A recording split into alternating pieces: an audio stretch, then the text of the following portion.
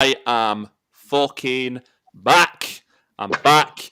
Danny El Capitano has took a week off. Leah's not here, so I'm joined by the Toffee, who's got one eye on the podcast and one eye on the TV tonight. Not sure how that Huddersfield game's going to go. It's Josh over there, on the side of me, and I've got Dale at the bottom of the screen. Lads, how are you both? Although I already know the answer. You've just come back from Spain off a little bit of a boozy one, haven't you? We have, haven't we, mate? We've had some heavy days over in Spain. It got a bit messy at parts. Oh, yeah. We've all been ill in one way or another over the course of the weekend. Tried to cover it up in work today. I hope I did a good job of it, but... Still not 100%. Right? I tell you what, it took me... What time we fly in? Like 1. It took me till about 4 o'clock. It took me like 3 hours to get home from the airport. And I was just like, I got in, I had myself a coffee. I thought that might perk me up a bit. No, it took you 3 hours to get home from the airport. What fucking airport did you fly into? Brussels? Fucking hell, lad. You live about 15 minutes away from the airport. Public transport. No, get a taxi. Train, tram, and taxi. Right. For the past, and I have to say this about you, Dale, I'm going to sell you right down the river now. I've known you for half of my life. When it comes to stuff like taxis, you are the most stingy cunt I know. Just fucking pay for a taxi and get home in 20 minutes, mate. I got one train, was home by like 30 minutes just to rub it in. Warrington for you. Easy access. Before we just lose the whole of our audience, like just everyone, welcome to 4M1T. Yes, I'm back. I'm back at the helm. Might be for 1 week and 1 week only. We don't know. We're expecting Danny back next week. If you are tuning in now, or whether you're going to tune in later after the fact, thank you very much for tuning in. Make sure you subscribe. We're trying to get to 100 subscribers, so we don't have that stupid fucking link that we've got for the YouTube page at the moment. We want to be youtube.com/we are4m1t. We don't want to be all the foreign stuff that we are at the moment. So we need 100 subscribers to do that. So please subscribe to the podcast if you haven't already. And if you're not following us on social media, as our handles at we are4m1t, dead easy to get your head around. And lads, I'm just going to jump straight into this. Interesting second game week in the Premier League, but one team just seems to be going through a horrendous time right now, and I'm not referring to Norwich City. Are Arsenal going down to the bottom half of the Premier League table? I can't see them finishing top 10 this season. I know it's only 2 games. I don't want to jump the gun. I don't want to be one of those fans that says, oh, everything's just fucked now, like I have been with United over the past couple of days, moaning that we couldn't beat Southampton, we're never going to win the league. But I cannot see a way out of this for Arsenal while Arteta's at the helm. No. Straight horrendous. It's horrendous, isn't it? Yeah. I worry that it might... I mean, the team's already unstable as it is, but will it unstable the team even more if they lose Arteta? What is the right direction to go for Arsenal Football Club at the moment? Good word to use, and I'll pass this over to you now, Dale, because I don't know if you've watched the game, but, I mean, direction. I don't know where the direction was. What's the plan? I don't know what the tactics are. Well, I mean, I think firstly for me, it's the recruitment for a start hasn't been good enough. I believe they are the top spenders so far this summer. Yeah, 130, 140 million they've spent so far, and I'll be honest. On what? They've probably bought, from what I've seen, sort of bang average players over. I don't know. He might prove it in time, but 50 million for Ben White. They've just spent another 30 million on, was it Odegaard for Madrid? I mean, I don't know about you, what you guys think of the signings that they've brought in, but for the money they've spent, you look at what we've brought in, for less money, and you've got a world class right winger and a centre back. Do you know what? Right, do you know the one is that I don't understand? I can understand Ramsdale to a degree, but not for the money that they've paid. But I think Ramsdale's going to be a good goalkeeper, and I think it's really unfair, some of the criticism that he's had, considering he's been in net for Sheffield United, and oh Christ, who was he in net for before that? Was it Bournemouth? Bournemouth. Bloody hell, Bournemouth. how did I bleeding forget that? But considering the two teams he was playing for, I just had a proper heads gone moment there. Considering two teams he was in net for, the defences in front of him weren't exactly outstanding, were they? And that's half the battle with goalkeepers, let's face it. Even if you put, I mean, who's the best goalkeeper in the world right now? Just off the top of your head, who's the best goalkeeper in the world? Oh, Just throw a name out there. Edison, maybe? Yeah, I was thinking Edison. Yeah. Edison, yeah. If you put Edison in net for Sheffield United last season, do you think it would have gone any better? Maybe. Maybe slightly. But yeah, he is. He is a better goalkeeper, isn't he? But you still need a strong defence in front of you. So I think some of the criticism he gets is unfair. But the money's a bit wild. Ben White, another one, English tax. But I think he's going to be a decent player. I think he's a good centre back. Odegaard, why? Why have you bought him? I don't understand. He showed me nothing last season to suggest that they wanted him back on a permanent deal. He was all right, but 30 million? Don't get it. No, Just pissing money down the drain. I don't understand it. Yeah, he didn't show us anything in the Premier League last year, I don't think. Nothing worthy of £30 million. I've not seen anything of him when he's played for Real Madrid either, to be honest.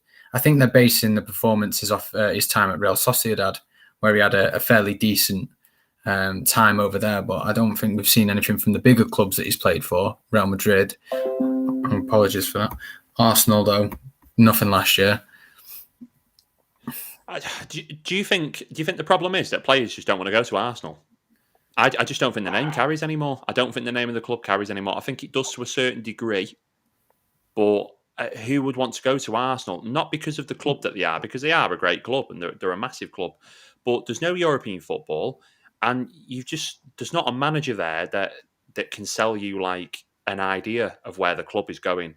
Mikel Arteta cannot turn around and breathe confidence into any sentence he must be saying to these players about, we want to be here in the future, we want to push for Europe, we want to do this, we want to win cups. Like, there's just nothing. There's no direction whatsoever.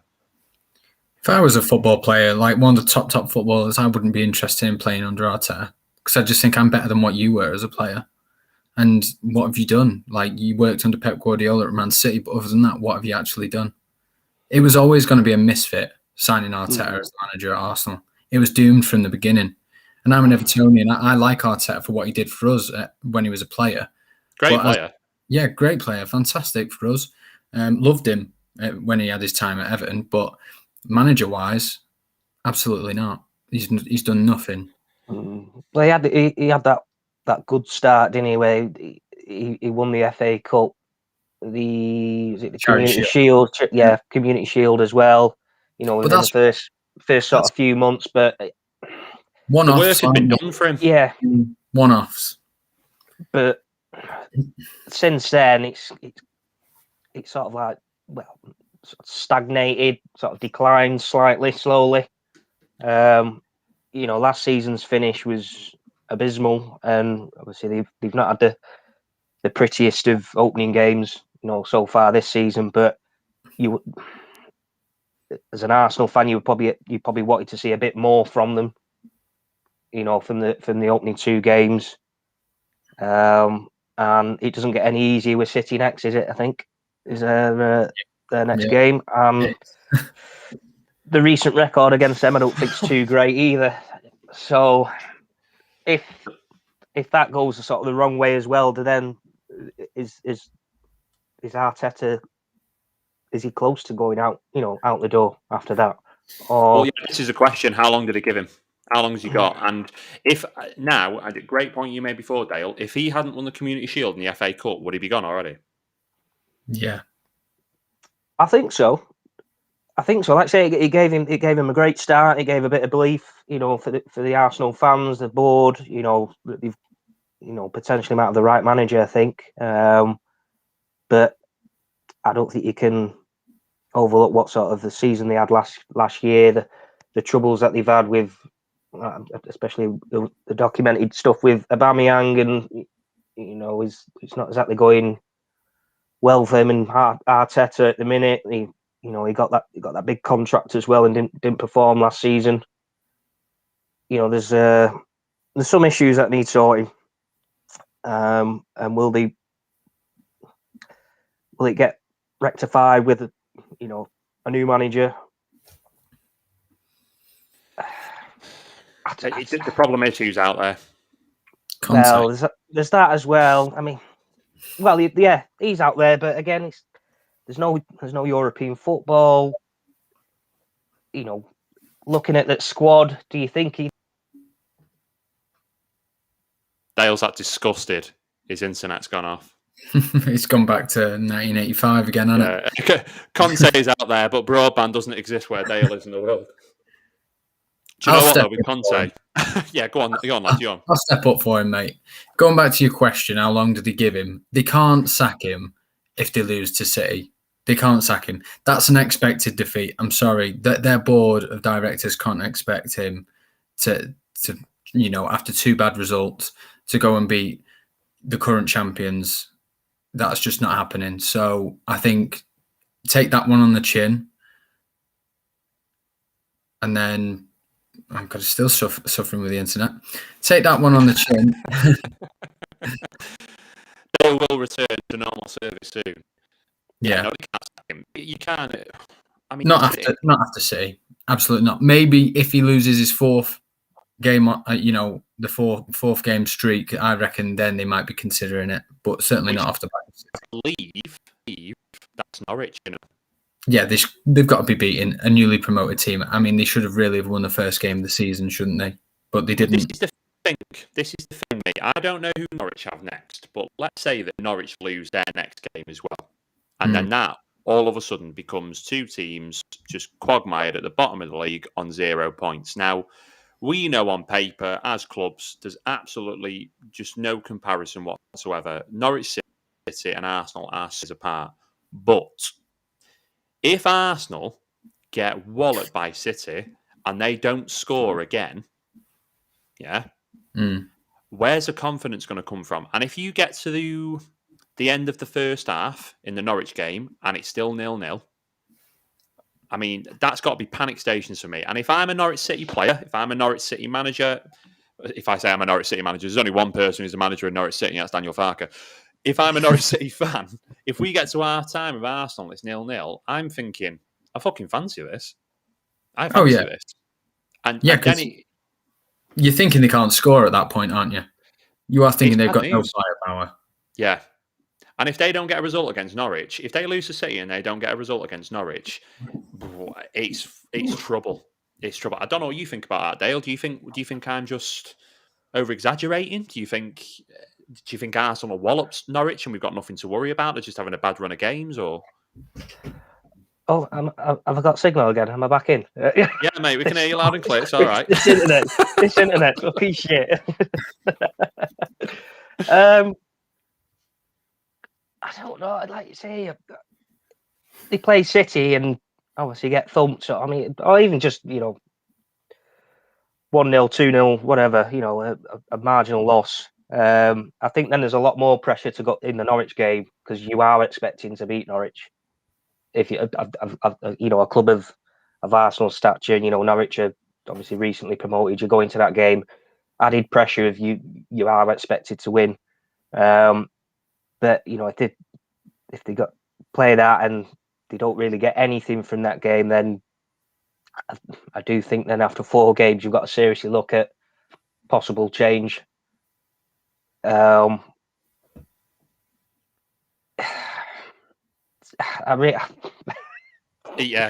isn't it? I just don't know. They're just in a mess. In my eyes, just in a complete mess. Norwich have got Leicester, by the way, in their next league game. Well, that's a fucking loss, isn't it? Yeah, so they're both going to be at the bottom of the table, aren't they? That is going to be two teams on 0 points fighting over who's 19th at the end of the day. When's the first international break? Is that after this next game? Yeah, can't come soon enough for Arsenal. Can't come fucking soon enough, mate. Well, that is also that's also something to take into account as well. Is would they need that break to come sort of regather, have a couple of weeks sort of, you know, as a squad together again, and then regroup, and then obviously is that then the Norwich game? You know, that might come at the right time for them, just to maybe iron out a few issues, but difficult. It's panic stations for me. We'll go around, so we won't spend too long on Arsenal because it just seems like we're an anti-Arsenal podcast, which we are, but that's not the point. Go around the room per se. Will Arsenal finish in the top 10 this season? I'm saying no. I'm going to say that they'll just finish above. I'm saying like 9th. I think they'll go one worse than last season. Was it 8th they finished last year? Yeah, 8th, yeah. I think they'll go one worse and they'll finish 9th. 10th, 11th. I'm going 10th, 11th.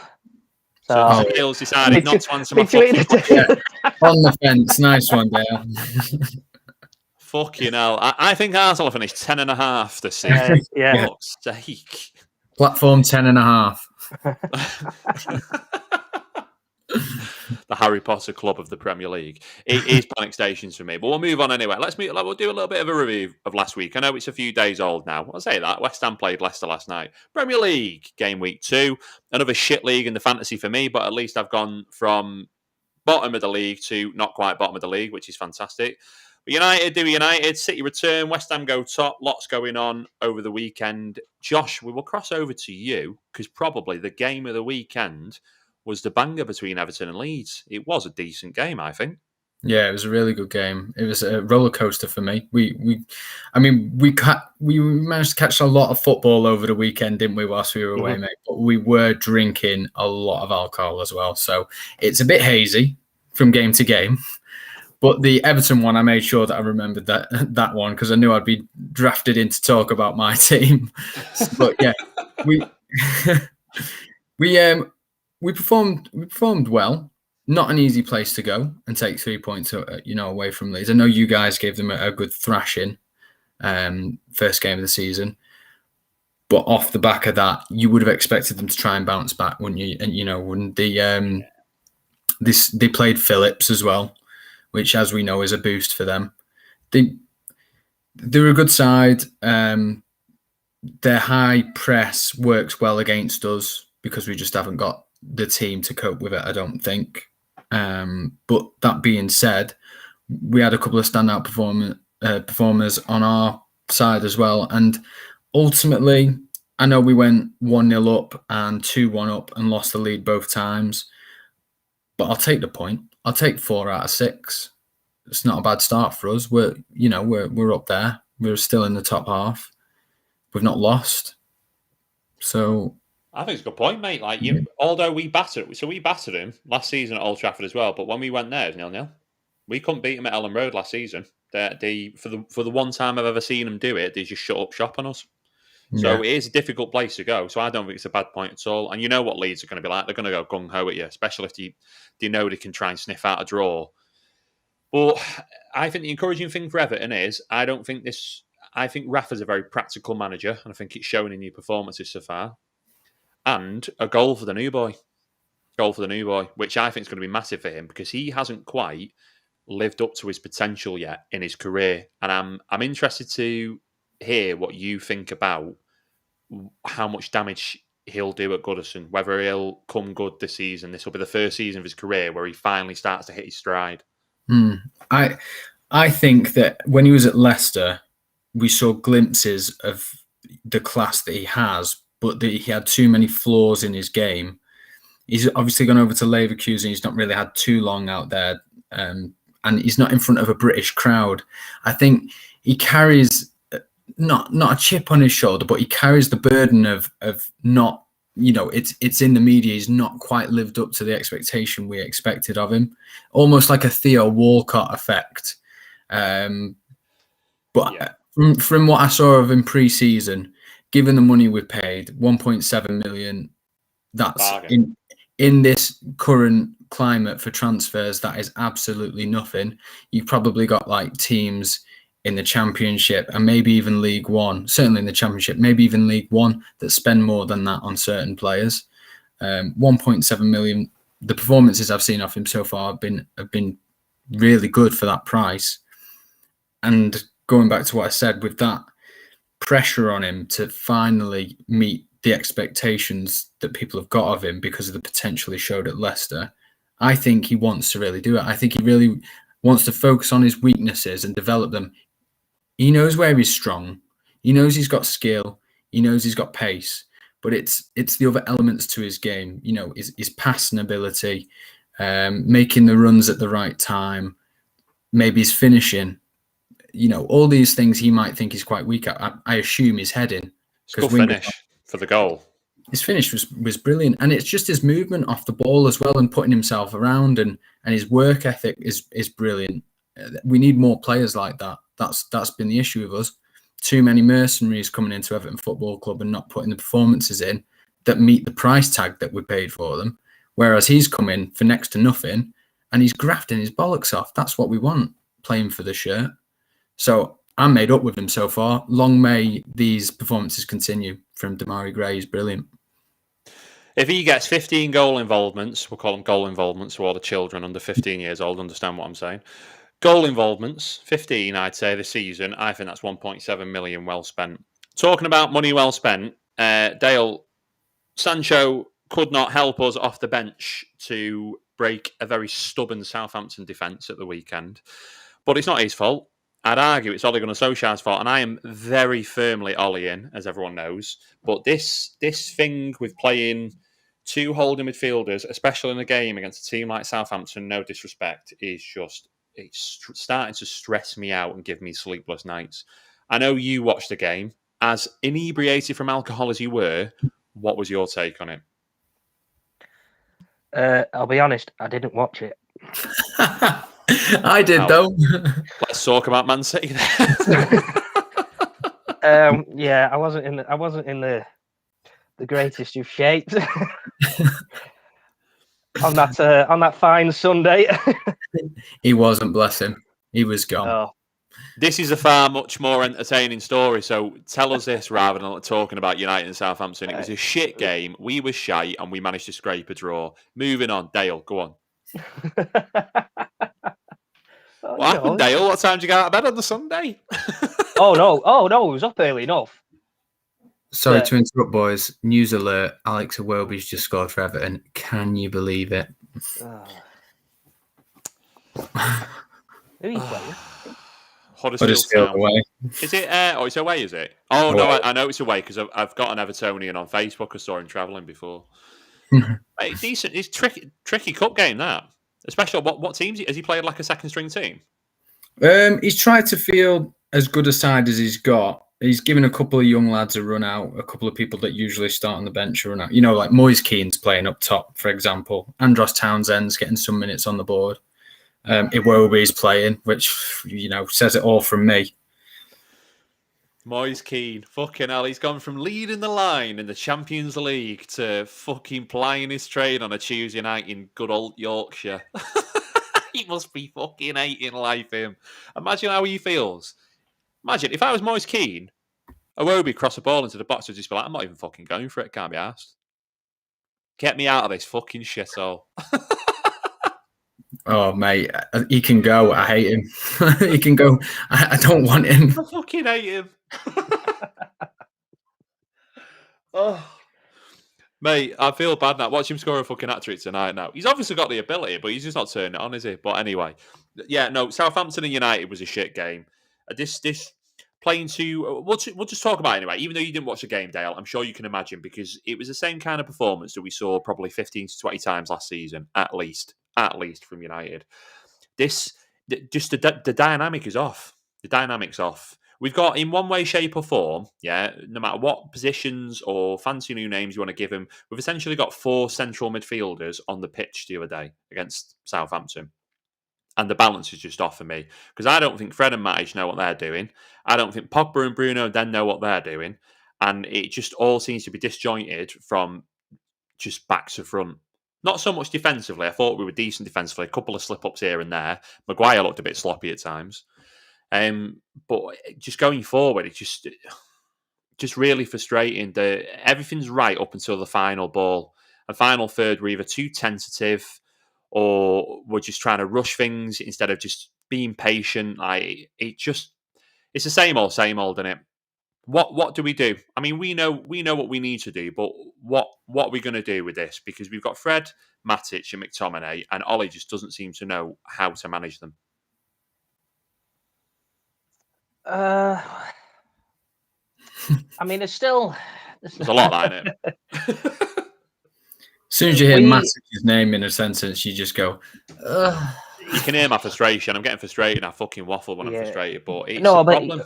We kind of we knew sort of the areas we needed to strengthen sort of in the summer. Centre back being one, we got him in.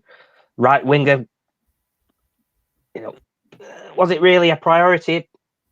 Probably not in my eyes, but we've looked at Sancho for a good few years now. I just personally, I think that Matic, Fred, McTominay, I don't think is a good enough sort of three. No. To I don't know, sort of win you the title, shall we say? I do think we need to strengthen there. I do think we also missed Cavani that day.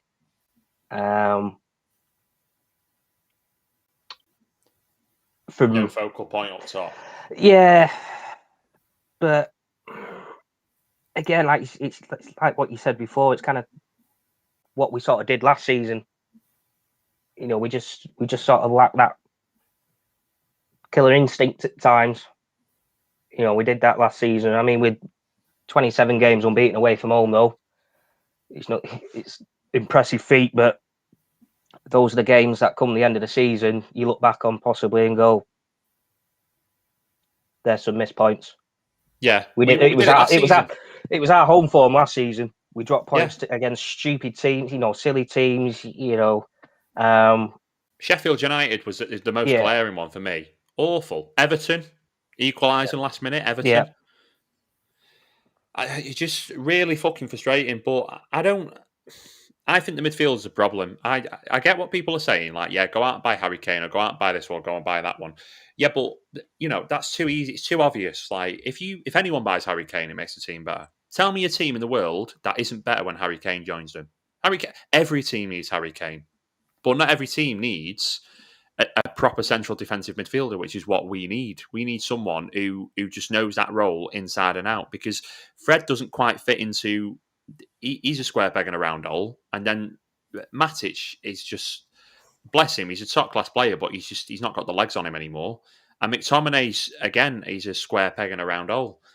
And I'm not getting this thing about the striker, because City don't have a focal point. And I know they played Norwich, and it's easy to bag 4 or 5 against Norwich, but City don't have an out and out striker, and they cleaned up shop nearly last season. So is that really an excuse? Is that are we allowed to turn around and say, well, because Cavani wasn't playing, that's why we struggled? Is that a good enough excuse? No. Thank you.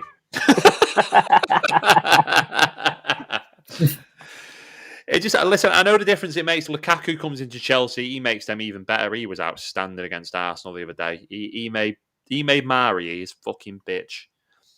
Yeah, bullied him. Tune into 4M1T for PC opinions, but I'm not buying it. I just think saying Cavani was missing is just a bit of a lazy excuse for we're just disjointed, and I just don't think Ollie got the team right. I think he's got to get his head around it. This is not the season now where Ollie can afford to get the team wrong anymore. This is the crunch season for him now. We've given him the 2 full seasons that he needed to rebuild and get his vision and his ethos and his players in. And now is the time when we need to kick on and we need to see something. And it was poor the other day. Don't get me wrong, I'm more Ollie in than anyone, but I think it was poor the other day. And speaking of poor, should we discuss West Ham and Leicester last night? Because Leicester were absolutely dog awful. Even if they got a man sent off, they were absolutely shite. Did we watch that game? That's actually the one I missed, mate. Sorry. You catch it, Dale? I caught bits of it. I didn't watch all of it, mate. I caught bits of it. West Ham just... Well, to be fair, I think they did it a couple of times last season against them as well. Proper bogey team. Yeah, I mean, obviously the sending off didn't help. I was going to say, was it the red card that affected the game? I think was it 1-0 at that point? Well, I think West Ham were in the ascendancy anyway. They were looking good, West Ham, for the lead at the time. I know the red card doesn't help, does it? But I just don't think, unless the second half would have changed something, I don't think they would have got beaten. It just looked like West Ham were going to go on to win comfortably. But that's a bad one. Like, how much do you think they're going to miss him? Because that's an automatic now. Isn't that 3 games he's gone for? Was it straight red? Yeah. Straight red. Yeah. So and Leicester don't have a big squad. It's fascinating, isn't it? Because Leicester don't have a big squad. They won't miss him this weekend because they've obviously got Norwich. So why are they going to miss him? They should have enough about him. But it's a big opportunity that now for Leicester. That's 3 points gone already for me. And they're going to be trying to push up at the end of the season. West Ham have just picked up where they've left off, but are they going to get affected by European football? This is just a mad thing for me. I'm already thinking who's going to slot into those top 6 sort of positions by around Christmas time and try and push for European football at the end of the season. Because there's already 8 or 9 teams where you think, maybe. Do you know what I mean? And it's all looking good for fixtures this weekend. So we'll go over fixtures this weekend just quickly. Unless any of you have seen any of them yet. And fixtures are... So I know Arsenal are playing, because we couldn't see who it was before. Arsenal have got City away. Newcastle at home to Southampton. Brighton are at home to Everton. What are you reckoning about that, Josh? It's at Brighton. Brighton away. Draw 1-1. West Ham have got Palace at home. I'd expect that to be another win. Easy. Norwich and Leicester, Villa and Brentford, that'll be an interesting game. Liverpool and Chelsea. Up the Chelsea. Burnley and Leeds United, Tottenham and Watford, and then we are away at Wolves on the bank holiday Sunday. So that's some tasty games there. Yeah, it's starting to shape up well. There's a couple of teams that are leading the pack. I think Chelsea are the obvious ones. That's probably the game to look out for this weekend, obviously because it's a crunch clash. But are Liverpool good enough to really challenge for the title of the season and push on? And is there anything other than a Chelsea win this weekend? I don't know. I think Liverpool is the sort of side that could get something there, you know. I think they've got what it takes to beat Chelsea on the day. It's at Anfield as well. Late kickoff, Saturday. You know, they've won their first 2 as well, don't forget. I tell you what, Anfield, we watched it and it was so quiet. For a first home game for the fans, I was amazed at how quiet that stadium was. It was absolutely dead for long periods, wasn't it? Yeah. You know, the first time, well, basically a full stadium in 18 months. 54,000 was. 54,000 now. Honestly, I thought it was about 5. It was so quiet. It was so quiet. Might be completely different now. There's sort of a bigger team, you know, turning up at Anfield. You know, in Chelsea, but I mean, Liverpool on the day they weren't great. They were all right. They got the job done, sort of in the end, but it wasn't. I weren't particularly impressed with them myself, but the left back did well, didn't he? The Greek lad. He had a very good game. I can't pronounce his name. I'm not even going to try. But yeah, he had a decent game. Yeah, I just shit first game, but good ball in for the goal. They did the job now, isn't he? He's going to get pulled out of the team now, isn't he? Because Robson's back. So Robertson. I had Brian Robson in my head then. Robertson's back now, so he's just going to get pulled back out of the team, isn't he? But also on the crowd, let me just let you into a little secret here. You know all this atmosphere stuff that people go on about Anfield, yeah? How it's like the loudest stadium in the world and all that, yeah? It's a fucking myth. Have a bit of that. No, it was a shit game, wasn't it? It was a shit game. I've seen it loads of times at Old Trafford. You fucking watching a shit game and the crowd goes fucking quiet for a little bit and stuff. Yeah, ebbs and flows and whatnot. It just wasn't. Burnley's not really going to get you excited, is it? I know everyone would have been buzzing to be back at the stadium, but Josh, if you go watch Everton and you play Norwich at home, are you bothered? If you're cruising at 2-0, are you bothered? No. Not against Norwich. Not against Burnley. Certainly not against Burnley. Norwich have just gone 5-0 up in the cup, by the way, against Bournemouth. That is against Bournemouth. Bournemouth. Yeah. That's Expected that to be a bit closer than 5-0. Mikel Arteta sat there right now going, for fuck's sake. Yeah. He's like fucking Mikel Arteta on his phone now, like, international break, when? When does transfer window end? Is it too late to sign Buendia? Is Tammy Abraham still available? Right, lads, before we... he had a score. 2 assists, got the goalkeeper sent off, got a standing ovation. I think he's a good player. Don't get me wrong, I don't think he's a top-class striker. I don't think he ever will be like that top-level striker. But I think he's good. I think he's a good player. And I'm quite shocked that Chelsea let him go as easily as he did.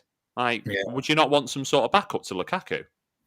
I think he's still got time to develop, He is still only like in his early 20s, isn't he? He's so young. If he's playing week in, week out in that Serie A, and he comes back maybe in 2 years' time, it is only the Italian Premier League, but there are still some good teams in it. 23 years. 23, he's got loads of time. I think he's really comparable to Calvert-Lewin. It's just Calvert-Lewin sort of seemed to have just overtaken him a bit now because he's developed himself a bit more. But that's because he's playing week in, week out for Everton. Tammy Abraham's on the bench every week. Chelsea are going to buy him back in about 3 seasons. Yeah, 3 seasons, 70 million. That's what they always do. He's shocking with the Lukaku thing, but I mean, money well spent. They're not arsed, are they? Because Lukaku, that's going to be the clash of the weekend for me. Lukaku against Van Dijk this weekend. That is going to be so tasty. That, and I fancy Lukaku. Beast against beast. Oh, I think he could just bully any defender in the world on his day when he wants to. He looked really good at the weekend. That's the game I did catch, but he did look. He looked top class. Hold up play. Dishing out inside, outside, his movement, drawing the defenders to him, freeing up that space in the pockets and stuff. He looked really good. He looked right on the ball for his first start, for Chelsea, and he's going to be a problem all season for every team. Yeah, and I think I may have tipped him for top goal scorer as well on the first podcast of the new season. Back him. I'll back him for top goal scorer. Off. I know it's only one game again, but off the quality that we know he has, and he just looked up for it, and he looks in tremendous shape. Not to go back on what I said about Liverpool potentially being the team to beat them. I still stand by that this weekend. But thinking back to the game against Burnley, there were bad defensive, periods for Liverpool where Burnley were, getting between the lines and bullying Liverpool's defence a little bit. The goal that was chalked off for them was a great goal. Yeah. They were just unlucky with that. It is only Burnley. We're comparing Burnley and Chelsea. Like Chelsea's forward line, even their bench any of the players on their bench at the weekend could have gone into pretty much any other team's first 11. Yeah. They've got unbelievable strength in depth at that club at the moment. And if they start any of their forward players, doesn't matter which combination they've got, they could quite easily rip them apart. But it depends what defence turns up, because if Robertson comes back and he is fit enough to cope with Chelsea's forwards, Ziyech or whoever it might be that he's facing, then they have also got quality in defence. It's just whether they turn up on the day. It'll tell us a lot this weekend, because if Chelsea push Liverpool aside, then I think all of us are in trouble. And if Liverpool get a result, it shows us that they're still contenders. I don't fancy him this season. It's not because of my hatred for Liverpool. I just don't think you need to strengthen the squad while you're on top, and they didn't do it. And they fucked up last season with the injuries and stuff. They didn't have the strength in depth, and I just don't think they've addressed it again. Like, they've just not really brought in anyone of any real quality to push the team on to to the strength it needs to be to compare with City and Chelsea. City and Chelsea are the two teams to beat. United are pretenders at the moment as well. Make no mistake about it, but they're the two teams to beat. Lads, go on, Josh, mate. Make your point, mate. Go on. One final point about Liverpool defenders. That lad they've got from Leipzig looks an absolute unit. So if they start putting him in the team, he could make a difference. That's my final say on that. Kanate and Van Dijk can make a partnership between them, any form of partnership, that's going to be problems for everyone as well. Because how the fuck are you going to get through them? Yeah. And I'll tell you how. By targeting the fullbacks, because defensively they're both shit. Moving on. That's it. Trent's a weak link for me now. Yeah, I think so as well. Attacking, wonderful. Defensively, still glaring errors. Dale, no theme song because at the moment we'll talk about that actually quickly. You might see the Restream logo in the top corner. Yes, we are on Restream. We've always been hosted on Restream. And the reason why you've seen Restream and there's no intros and outro videos or any videos in between is because we've gone to the basic bitch package, guys, because we're just figuring out what we're going to do, whether we're going to stay on Restream, whether we're going to move on to something else, whether we're going to go into Zoom and try and produce everything ourselves. That's why you've seen Restream in the top-hand corner. So doesn't matter about the production for now because the content, we've got it and we've got it in spades. Moving on. Dickhead of the Week. Dale, this is your section of the show, Dickhead of the Week, where we go around each other and we decide who we think our Dickhead of the Week is. We nominate it henceforth to Dale Barber, and then he chooses who wins the award. Josh, I'm a nice guy, very polite. I'm going to let you go first. Thank you, mate. I'm going to go with Solskjaer. Ole Gunnar Solskjaer for, can I not put Everton just for conceding against Huddersfield in the Cup? I'm going to say Ole Gunnar Solskjaer. I think the team he started with at the weekend wasn't the right team to be playing. After the first victory of the season, I would have probably just stuck with the same team. But, that's me. So, I'm going to say Ole, plain and simple. Think he fielded the wrong side. Don't think he really knows what sort of midfield he wants to play with. He mixes it about too much for me. Just stick with a team that wins. It's a winning formula. Don't change it if it ain't broken. So, Ollie, dickhead. Excellent shout. Stole the words out of my mouth. I've got two, Dale. I've got two. The first one is Jurgen Klopp. Jurgen can't be wearing glasses all your life and then just rocking up without glasses all of a sudden. You look weird. I don't like it. It's spooking me. It's putting me off. Put your fucking glasses back on. Even if you don't need them, for appearance's sake, put them back on. Thanks. Now, a serious nomination. Mikel Arteta. Who else? You are so out of your depth. It is just, honest to God, like, you've tried, and in 5 years' time, if you walk away from the job now, in 5 years' time, we are all, football fans, very fickle, and we're only as good as our last day. We will forget about all of this. And in 5 years' time, we'll have a conversation on this podcast because, we're just going to keep this going forever. Why wouldn't we? And we'll be like, oh, do you remember Mikel Arteta? Oh, yeah, he was a banging player. And I'll get his Wikipedia up. Oh, yeah, he won the Community Shield, didn't he? Oh, he won the FA Cup as well. And that's how we'll remember you if you walk away now. You need to walk away now because you're going to lose against Man City this weekend. And then Norwich is coming. And if you get beat by Norwich, it's going to get very embarrassing very quickly. So please step aside for Arsenal's sake, who I have no sympathy for whatsoever, but for Arsenal's sake, please step aside and let someone of some managerial calibre take over that position. Thanks. That's my nomination. You didn't hold back there, did you, mate? It's quite. I kept it brief. Oh, wow. I was going to throw one in there. Go on. And it was also part of the Arsenal squad board. Is it Edu, the recruitment director of football, is he, or something like that? Yeah. Just for obviously the money they've been throwing about on what I think are sort of bang average sort of players at the minute, and the sums that they've obviously thrown about to get them players in. So I don't think the recruitment's been particularly great.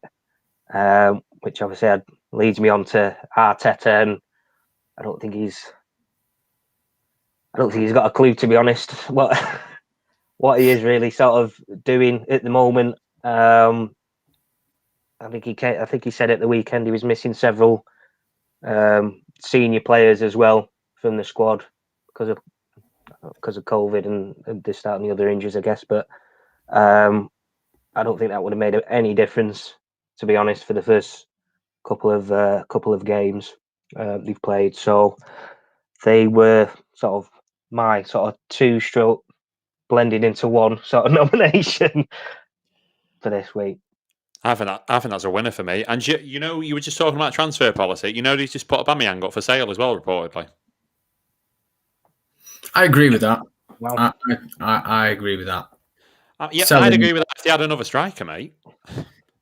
I'd put Lacazette up for sale. I'd put the entire squad up for sale, to be honest. Sell the club, start again.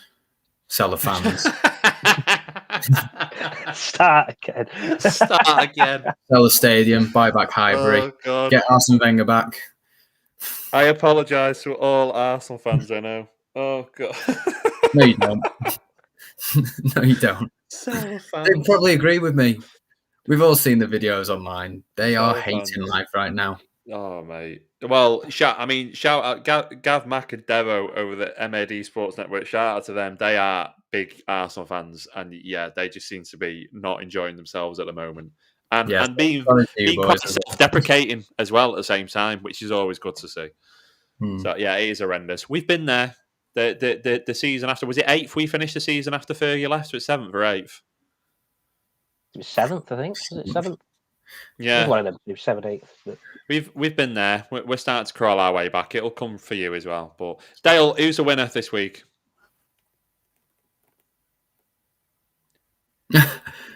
Well, I don't want to. Broadband is the winner, guys. Yeah. I heard little snippets then of what you were asking me. I think that who's the winner, Dale? Who's dickhead of the week? Well, I don't really want to pick my nominations, so I'll go with yours. No. Pretty much the same. The winner is Jurgen Klopp. Yeah. So is Arsenal FC the dickhead of the week? Just every element of Arsenal football. Yeah. I think it's not been the best of couple of weeks. Well, it's not been the best of summers either. Well, it's not been the best 18 months for them, has it really? But no. It's my fantasy football squad should be the dickhead of the week, to be honest. I got the lowest score in our league with about 26 points or something daft like that. Oh no. At least that's obvious. I got like 65 last week thinking I've absolutely smashed it there. Come back on and fucking last. I think Dale got like 120 last week then. I was like, fucking hell, you captain Bruno and all this shit. I captain Jota like a knobhead. I think Lee removed Jota from his team this week and then he scored and he was like, oh, that sums it up. Oh. Not only Liverpool just scored, but it was the lad I've removed from the squad. When you want to delete it after 2 game weeks, it sums it all up, doesn't it? Lads, before we sign off as well, Lee has just messaged the group. Lee couldn't make the podcast tonight, but he's just messaged the group saying that apparently in France, and we'll end on this on a high note, very, very, very breaking news, Mbappe has just had 160 million offered for him from Real Madrid. Official, according to reports in France. Where have they found that money from, considering they're over €1 billion in debt? Down the back of the couch. I am not having it. I'm calling bull. I think that's la bollocks, that. Yeah. That means the bollocks in French. Yeah, I'm calling bull. Unless they want to go 1.2, 1.3 million in debt. And it just, we're in debt, we might as well go more in debt. Why not? Yeah, I don't know where that's going. I can't see that going around. Not unless Mbappe is just like, I've had enough of all these egos at the club and I want to be the superstar, and he's trying to force a move out. I saw United got linked with Mbappe the other day. I was like, it's just not fucking happening now, is it? He's not coming to United. Why would he? What have we got left? A week. Is it a week left? The transfer window? We've got 1 week exactly, which leads me onto our outro. We will be back next week. Hopefully these two men will be with me. I'm definitely going to be here because we are going to do the countdown to the end of the transfer window. So we'll probably come on about, I think we should come on about 9 o'clock, because if we come on at 8, then we're just going to be dealing with fucking Scottish transfers and shit, aren't we? It's just going to get really fucking shite very quickly. So we'll probably come on about 9 o'clock. We'll see it through till 11 o'clock. We'll hopefully have some breaking news. Maybe Kane going somewhere or other. Otherwise, let's just have a few drinks together and just see it in. Another boring transfer window, boys, eh? The last transfer window we did was decent, so I'm well up for that. Yep. I can't. Did anything actually happen? It was just Cavani, wasn't it? Cavani went over the line. That was about it. Yeah, I think we're discussing a couple of like Championship, lower league ones, but who cares? It's transfer window day, isn't it? Fuck it, right? So we'll be back next Tuesday. It falls on podcast day. We're back next Tuesday for transfer deadline day. Apart from that, let's sign us out. Let's get some captions up on the screen here so you know where our social handles are. Follow us on social. We are at 4M. Well, we are 4M1T. We're on Instagram. We're on Facebook. We're on Twitter. And please, again, subscribe to the YouTube channel. You don't even have to search for 4Manx1 Toffee. You just put 4M1T in. You'll find us. Just hit the subscribe button and help us out massively so we can change the link and we can finally be youtube.com/we are4M1T. It's my personal mission for this season. Thank you very much to everyone for tuning in, and for everyone who's going to tune in after the fact. We know not everyone can catch us live when we go live on a Tuesday night. We've missed Danny and Lee tonight, but hopefully we'll have the 5 of us for the first time in, when was the last time the 5 of us got together for a podcast? It's been a while. It's been a hot minute, hasn't it? Yeah, it was before the Euros, wasn't it? Yeah, well before the Euros. So hopefully the 5 of us will be back next week. But until then, thanks for tuning in. Follow us on social, follow us on YouTube, subscribe, and take care, and goodbye.